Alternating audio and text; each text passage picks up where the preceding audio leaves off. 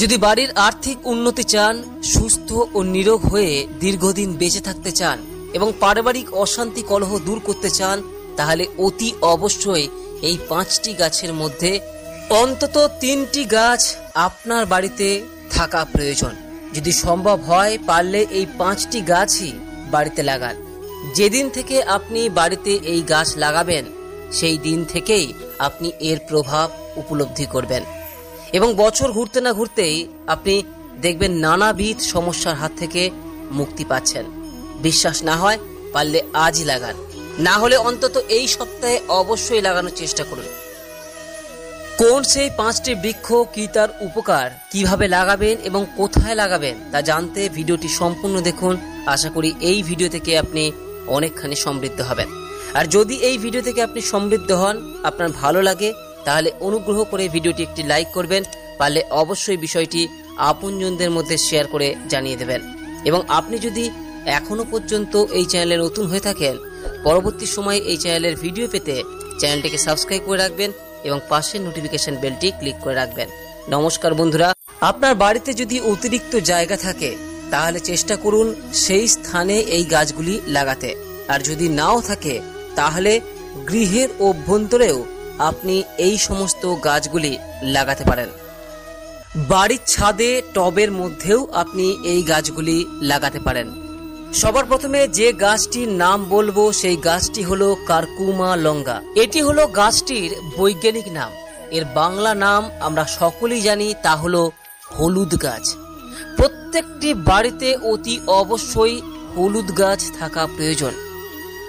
দেখবেন বিভিন্ন শাস্ত্রীয় কাজে, বিভিন্ন দেবদেবীর পূজা অর্চনার ক্ষেত্রে যে দ্রব্যটির বিশেষভাবে ব্যবহার করা হয় সেই দ্রব্যটি হলো হলুদ। সিদ্ধিদাতা গণেশজির পূজা হলুদ ছাড়া কখনোই সম্পন্ন হয় না। ঠিক তেমনি দেবী লক্ষ্মী, মা দুর্গার পূজাতেও হলুদের ব্যবহার করা হয়। সেই কারণে হলুদ গাছকে বাস্তুশাস্ত্রবিদেরা অধিক গুরুত্ব আরোপ করেছে। তাই বাড়িতে অতি অবশ্যই হলুদ গাছ লাগান। আর বাড়িতে এই হলুদ গাছ অবশ্যই উত্তর পূর্ব দিকে অথবা পূর্ব দিকে লাগানোর চেষ্টা করবেন। তবে যদি উত্তর পূর্ব দিকে জায়গা নাও থাকে, বাড়ির অন্যত্রও যদি হলুদ গাছ লাগান সেক্ষেত্রে কোনরূপ কোনো খারাপ প্রভাব পড়বে না। কিন্তু বাড়িতে অবশ্যই হলুদ গাছ আপনার থাকতেই হবে। আর হলুদের ভেষজ গুণ সম্পর্কে নিশ্চয়ই বলবার প্রয়োজন নেই। মানব দেহের সব থেকে বড় রোগ ক্যান্সার প্রতিরোধে সক্ষম হলো হলুদ। কারণ হলুদে থাকে কারকিউমিন নামক এক পদার্থ, যা আমাদের শরীরের ক্যান্সার প্রতিরোধ করতে সক্ষম। এর পাশাপাশি শরীরের আরো অন্যান্য সমস্যা, ত্বকের সমস্যা, পেটের সমস্যা সবেতেই সমানভাবে কাজ করে হলুদ। আয়ুর্বেদে বলা হয়েছে, যদি কোনো ব্যক্তি প্রতিদিন সকালবেলা খালি পেটে 3 থেকে 4 গ্রাম হলুদ চিবিয়ে খান, তাহলে সেই ব্যক্তিকে কোনো সংক্রমণ কিছুই করতে পারে না। কারণ হলুদে রয়েছে প্রচুর মাত্রায় অ্যান্টিঅক্সিডেন্ট, অ্যান্টিভাইরাল, অ্যান্টিব্যাকটেরিয়াল, অ্যান্টিফাঙ্গাল এবং অ্যান্টি আর্সিনোজেনিক উপাদান। তাই বাস্তুমতে অতি অবশ্যই বাড়িতে হলুদ গাছ আপনার থাকা প্রয়োজন। এবং হলুদ গাছে হলুদ হওয়ার পর প্রত্যেক দিন অতি অবশ্যই সকালবেলায় খালি পেটে টুকরো হলুদ, মধু অথবা গুড় সহযোগে বাড়ির প্রত্যেক সদস্য খান। দেখবেন বাড়িতে কোনো প্রকার অসুখ বিসুখ প্রবেশ করছে না, বাড়ির প্রত্যেক সদস্য নিরোগ থাকছেন। দ্বিতীয় যে গাছটির নাম বলবো তার একটি জিনিসও আপনি ফেলতে পারবেন না। আর এই গাছটি আমাদের ভারতীয় আয়ুর্বেদে মহা ঔষধি গাছ হিসেবে বর্ণনা করা হয়েছে। আর এই গাছটির নাম হলো নিম গাছ। বিশ্ব স্বাস্থ্য সংস্থা হু এই গাছকে 21 শতকের এক অন্যতম প্রধান বৃক্ষ বলে ঘোষণা করেছে। এই গাছ যদি আপনার বাড়িতে থাকে, যাবতীয় নেতিবাচক চিন্তা, হতাশা, দুশ্চিন্তা সমস্ত কিছুই দূর করে এই গাছ। বাড়িতে নিমের হাওয়া অত্যন্ত শুভ বলে বাস্তুবিদরা মনে করে থাকেন এবং বর্তমান চিকিৎসা বিজ্ঞানও এই বিষয়টি সম্পূর্ণরূপে স্বীকার করে নিয়েছে। এই গাছের পাতা, ফল, ফুল, কাণ্ড সমস্ত কিছুই ভেষজ ঔষধ হিসেবে খুবই উপকারী। এই গাছকে অতি অবশ্যই বাড়ির উত্তর পশ্চিম দিকে লাগাবেন। যদি বাড়ির উত্তর পশ্চিম দিকে আপনি এই গাছ লাগাতে পারেন, আপনি নিশ্চিত হয়ে যান সমস্ত প্রকার অশুভ শক্তিকে বাড়ি থেকে বের করে দেবে এই নিম গাছ। আর আপনি নিশ্চয়ই জানেন যে এই নিম গাছের কাণ্ড থেকেই শ্রী শ্রী জগন্নাথ দেবের অবয়ব তৈরি হয়েছে। এই জন্য এই গাছকে দেবতা রূপে পূজা করা হয়। তাই বাড়িতে উত্তর পশ্চিম দিকে নিম গাছ লাগানোর পর প্রত্যেক দিন স্নানের শেষে এই গাছে জল ঢালবেন। দেখবেন বাড়ির প্রায় সমস্ত বাস্তু দোষ দূর হচ্ছে। এবং আরও একটি গুরুত্বপূর্ণ বিষয়, নিম গাছ বড় হওয়ার পর অতি অবশ্যই সপ্তাহে অন্তত 3 দিন খালি পেটে নিম পাতা বেটে খাবেন। যদি সম্ভব না হয় তাহলে সপ্তাহে অন্তত 2 দিন ভাতের সঙ্গে নিম পাতা ভেজে খান। এর মাধ্যমে আপনার শরীরের রক্ত যেমন শুদ্ধ এবং পরিষ্কার হবে, তার পাশাপাশি আপনি ভেতর থেকে কাজ করার একটা অদ্ভুত এনার্জি পাবেন। তৃতীয় যে গাছটির কথা বলবো, হয়তো এমন কোনো গৃহস্থের বাড়ি নেই যে বাড়িতে এই গাছটি নেই।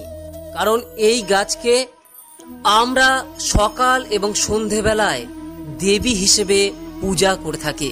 আর আপনি নিশ্চয়ই বুঝতে পেরেছেন কোন গাছটির কথা বলছি। এই গাছটি হলো তুলসী গাছ। আমাদের শাস্ত্রে উল্লেখ রয়েছে যে বাড়িতে তুলসী গাছ রয়েছে এবং নিয়ম করে যে বাড়িতে সকাল সন্ধে তুলসী গাছের পূজা অর্চনা করা হয় এবং জলদান করা হয়, সেই বাড়িতে যমরাজ প্রবেশ করতে পারেন না। সেই বাড়িতে কখনোই অকাল মৃত্যু ঘটে না। তাই বাড়িতে অতি অবশ্যই তুলসী গাছ থাকা প্রয়োজন। এবং এই তুলসী গাছ বাড়ির সর্বদা উত্তর পূর্ব দিকে অথবা পূর্ব দিকে রাখবেন। এবং সর্বদাই একটি উঁচু স্থান করে বা বেদি নির্মাণ করে এই তুলসী গাছটিকে রাখবেন। বাড়ির উঠোনে বা আঙিনায় আপনি তুলসী গাছটিকে রাখতে পারেন, অথবা বাড়ির ছাদেও আপনি তুলসী গাছটিকে রাখতে পারেন। তবে ঘরের ভেতরে তুলসী গাছ রাখবেন না। বাড়িতে তুলসী গাছ থাকলে আরো কিছু বিধি নিয়ম আছে যেগুলি অবশ্যই মেনে চলা প্রয়োজন। এবং বাড়িতে কোন ধরনের তুলসী গাছ রাখবেন এই সমস্ত কিছু নিয়ে একটি স্বতন্ত্র ভিডিও অলরেডি এই চ্যানেলে দেওয়া রয়েছে, যার লিংক উপরে আই বাটনে রয়েছে, অথবা আপনি ডেসক্রিপশন বক্সেও পেয়ে যেতে পারেন। যদি প্রয়োজন বোধ করেন তবে দেখে নিতে পারেন। তবে অতি অবশ্যই বাড়িতে তুলসী গাছ রাখবেন। 4 নম্বর যে গাছটির কথা বলবো সেই গাছটির নাম হলো বাঁশ গাছ। হ্যাঁ বন্ধুরা, বাঁশ গাছ বাড়ির পক্ষে অত্যন্ত শুভ। তবে হ্যাঁ, তখনই শুভ ফল দেয় যখন বাড়ির আপনি পেছনের দিকে এই বাঁশ গাছ লাগাবেন। বাস্তু শাস্ত্র তো বটেই, ফেংশুই শাস্ত্রেও বাড়িতে বাঁশ গাছ রাখার পরামর্শ দেয়া হয়েছে। আর্থিক উন্নতির ধারক এবং বাহক হিসেবে এই বাঁশ গাছকে মনে করা হয়।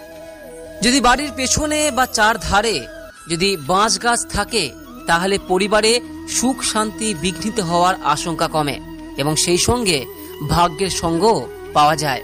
এবং টাকা পয়সা সংক্রান্ত নানা ঝামেলায় জড়িয়ে পড়েছেন তাদের বাড়িতেও এই গাছটি শুভ ফল প্রদান করে থাকে।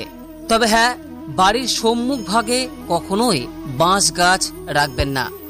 সব থেকে ভালো হয় যদি আপনি আপনার গৃহে বা আপনার অফিসে ছোট বাঁশ গাছ রাখতে পারেন, যেগুলোকে বলা হয় লাকি ব্যাম্বু বা লোটাস ব্যাম্বু। যে কোনো নার্সারিতে গেলেই আপনি এই ধরনের ছোট বাঁশ গাছ পেয়ে যেতে পারেন। এই বাঁশ গাছ বাড়িতে এনে বাড়ির দক্ষিণ পূর্ব দিকে আপনি এটিকে রাখবেন। আপনি টবে এই ছোট বাঁশ গাছ রাখতে পারেন। সর্বশেষ যে গাছটির কথা বলবো তাকে হরগৌরীর প্রতীক হিসেবে মনে করা হয়। তাই প্রত্যেকটি বাড়িতেই অবশ্যই এই গাছটি থাকা প্রয়োজন। কারণ প্রায় সমস্ত দেবদেবীর পূজা অর্চনার ক্ষেত্রে এই গাছের ফুল অতি অবশ্যই প্রয়োজন পড়ে। আর এই গাছটির নাম অপরাজিতা গাছ। আর আপনি নিশ্চয়ই অপরাজিতা গাছের গুণাগুণ সম্পর্কে জানেন। এই গাছের ফুল এবং মূল যে কত উপকারী তা বলার অপেক্ষা রাখে না। এ সম্পর্কে একটি স্বতন্ত্র ভিডিও অলরেডি এই চ্যানেলে দেওয়া রয়েছে, যার লিংক উপরে আই বাটনে রয়েছে। যদি প্রয়োজন বোধ করেন তবে দেখে নিতে পারেন। তাই বাড়িতে অপরাজিতা গাছ অতি অবশ্যই থাকা প্রয়োজন এবং তা বাড়ির উত্তর পূর্ব কোণে বা পূর্ব কোণে লাগাবেন। এই গাছগুলি বাড়িতে অবশ্যই লাগান। যেদিন থেকে লাগাবেন সেদিন থেকেই এর প্রভাব আপনি উপলব্ধি করতে পারবেন। ভিডিওটি আজ এখানে শেষ করলাম। নমস্কার, ধন্যবাদ। ঈশ্বর আপনার